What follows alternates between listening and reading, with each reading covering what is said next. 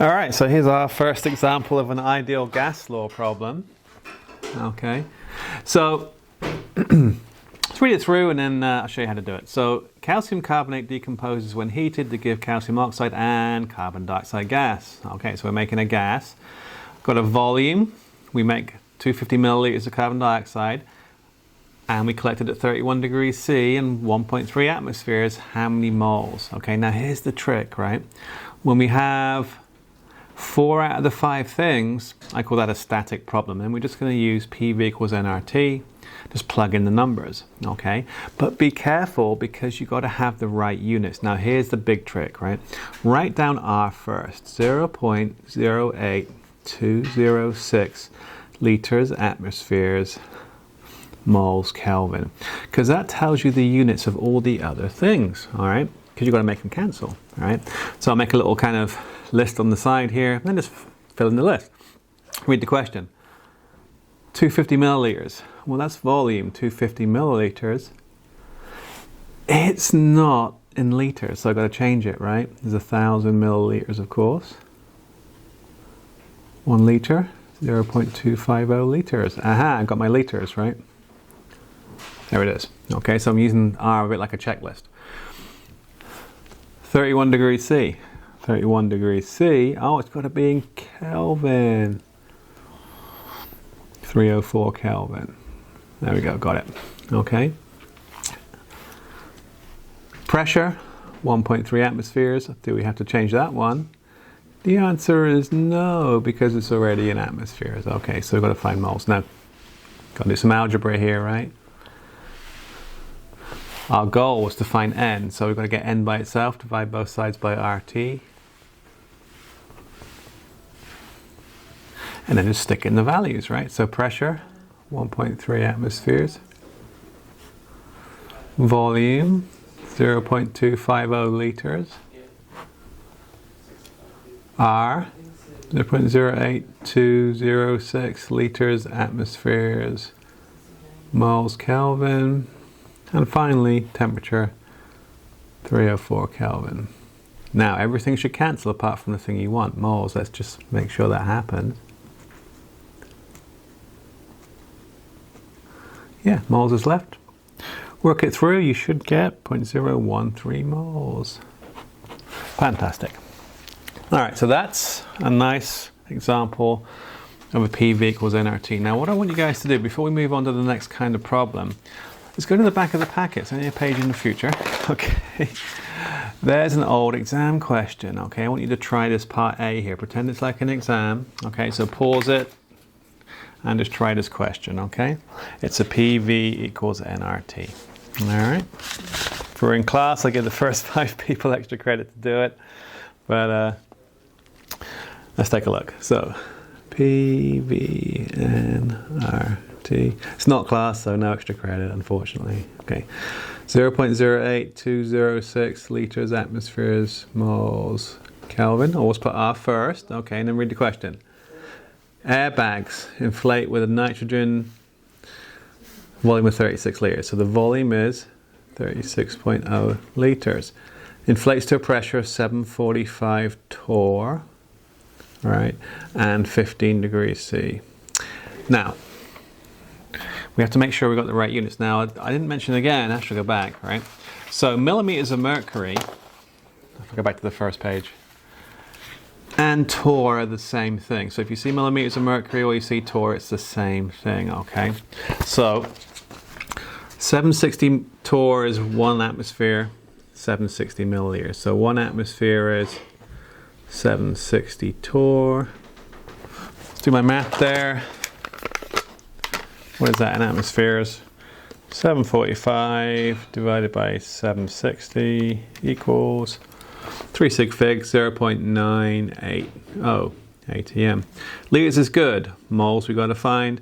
Temperature, 273 plus 15, 288. Okay. Now, similar to before, PV equals nRT. N equals PV over RT, which equals P 0.980 atmospheres, volume 36.0 liters, R 08206 liters, atmospheres, moles Kelvin, 288 Kelvin. All right, make sure everything cancels. Moles is left, and you should get 1.49 moles. Fantastic. All right. Now, if I go back to the last page of notes here, literally the last page of notes, there's one more kind of problem we see, okay? So if you think I called that PV equals nRT a static problem, you just got 4 out of the 5 things and you just insert and evaluate, right, like we just did, okay? But what happens if we have a change, we have a dynamic situation, okay? Now think about that for a second. All right, dynamic means change, right? So maybe I have a sample of gas, I heat it up, or I cool it down, or I expand it, I contract it, all right? So how is it before, how is it afterwards? Now think about that for a second. If I have PV equals nRT, right?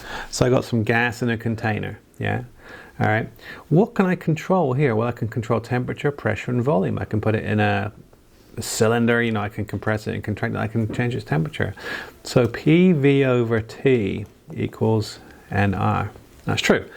Both of these are constants. I got some gas trapped in a container, and it's just the universal gas constant, right?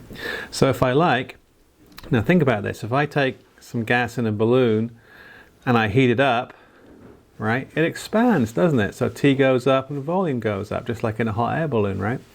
So that goes up and that goes up. This ratio stays the same. So this is the origin of our equation, right? So PV over T before the change equals PV over T after the change, because the top and the bottom will change by the same amount, right? So we get what we call the dynamic version of the gas law, okay? And we do this when we see a change in a condition. And this is really all those 3 simple laws, those proportional laws, all right? They're all combined into this, okay? They're all combined into this, okay? So here's Charles's law, here's Boyle's law, okay? So they're all combined into one equation there. So that proportionality thing with the kind of math in your head, twice as much, all that kind of thing, well, it all kind of boils down to this now, all right? So whenever you see a change, this is when you'd use it. So here's a question.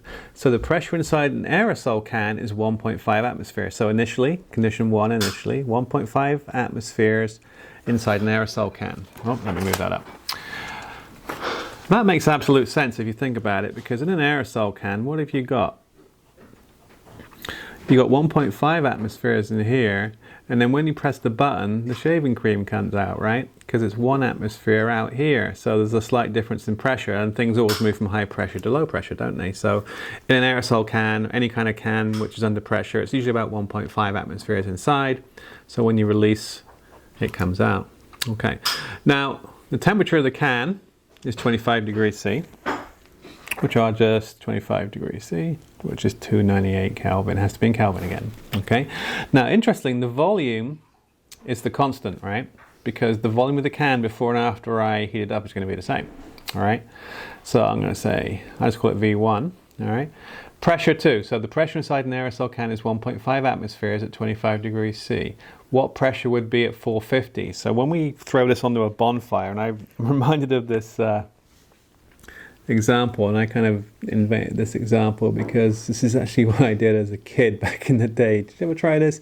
Did you ever just, as a crazy thing to do, just throw an aerosol can on the fire? Obviously, bad things happen, right? But so this is an example of what not to do, right? That's 723 Kelvin, right? So you take your aerosol can, you throw it on the fire. What does the pressure get up to in the aerosol can? That's the question, okay? Now the volume of the can didn't change, so we call that V1 as well, okay? So P1 V1 over T1 equals P2 V2 over T2. Now, because the volume is the same both sides, I get that. All right, so P1 over T1 equals P2 over T2. I want P2, right? Which equals P1 times T2 over T1. If I just move that over here.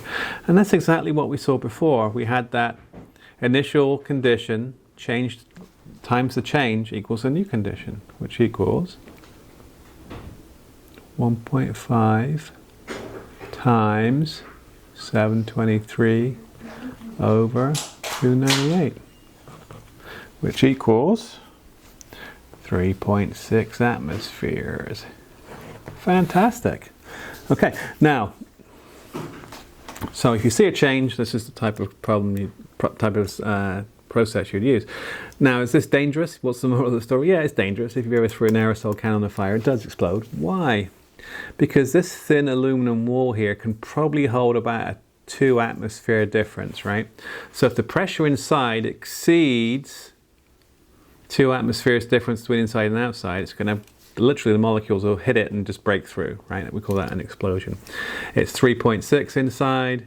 3.6 is bigger than 2 plus 1.5 by a little bit. So yeah, it's too high a pressure inside and it's going to rupture. So the molecules literally hit the wall and break through. Okay, now, if you're okay with that, last thing,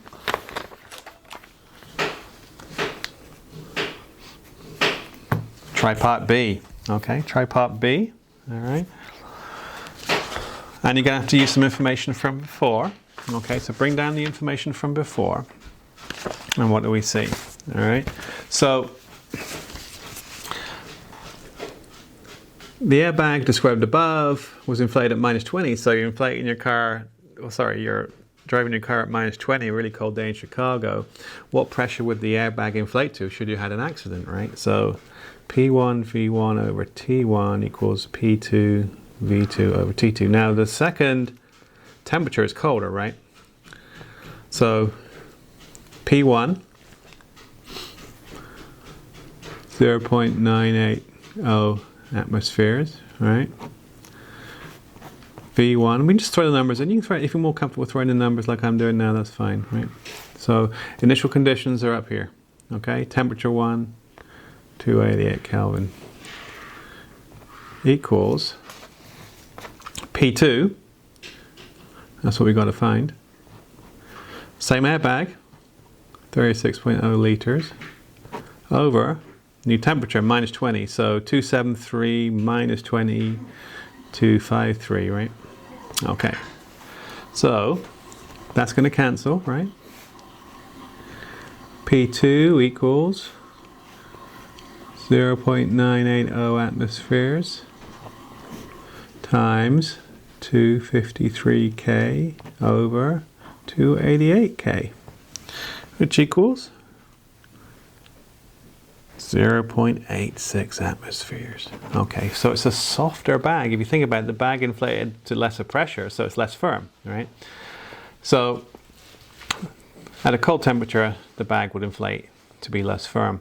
That makes sense, less pressure.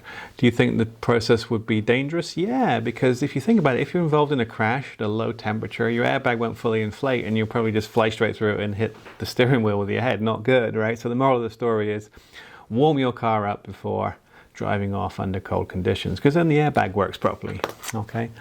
All right, bit of a weird one to finish on, but there we go. Okay, I'll get this posted. Now, in terms of where we are on the notes, I want you guys to be almost caught up with the schedule written at the web page, okay? All right, so we're skipping a couple of labs, so it gives you extra time, all right? So you have that extra time to catch up a little bit. Now, I want us to get to the point at the end of the semester where we're completely caught up with the notes, having done a couple of less labs. We can do it, I think it's reasonable, and that's how I'm gonna kind of pitch the schedule, okay? All right, we'll stop there.